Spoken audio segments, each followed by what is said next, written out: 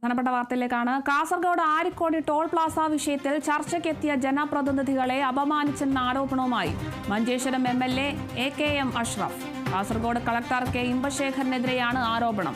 സമരത്തിൽ നിന്ന് പിന്നോട്ടില്ലെന്നും താൽക്കാലിക ടോൾ പ്ലാസ നിർമ്മാണത്തിനെതിരെ ശക്തമായ സമരം ആരംഭിക്കുമെന്നും MLA AKM അഷ്റഫ് പറഞ്ഞു.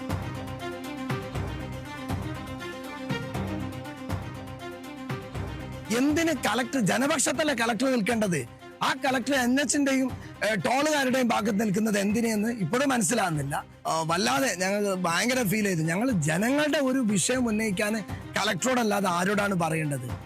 MLA അടക്കമുള്ള ജനപ്രതിനിധികൾ അടക്കമുള്ള പൊളിറ്റിക്കൽ പാർട്ടി റെപ്രസെന്റേറ്റീവ്സ് ഉള്ള ഒരു യോഗത്തിൽ കളക്ടർ പെട്ടെന്ന് വിളിച്ച് ഞങ്ങളെ പോലീസിനെ വിളിക്ക്, അറസ്റ്റ് ചെയ്യ് എന്നൊക്കെ പറയുന്ന രീതിയിലുള്ള ഒരു കളക്ടറിൽ നിന്ന് ഞാൻ കേൾക്കുന്ന ഒരു സംസാരം ആദ്യമായിട്ടാണ്.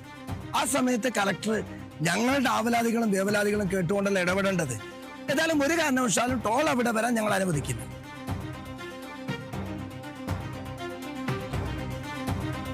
കാസർഗോഡ് ആരിക്കോടി ടോൾ പ്ലാസ വിഷയത്തിൽ ചർച്ചയ്ക്കെത്തിയ ജനപ്രതിനിധികളെ അപമാനിച്ചെന്നൊരാരോപണമാണിപ്പോൾ മഞ്ചേശ്വരം MLA AKM അഷ്റഫ് ഉന്നയിക്കുന്നത്. കാസർഗോഡ് കളക്ടർ K ഇമ്പശേഖരനെതിരെയാണ് ഇത്തരത്തിലൊരു ആരോപണം ഉന്നയിക്കുന്നത്.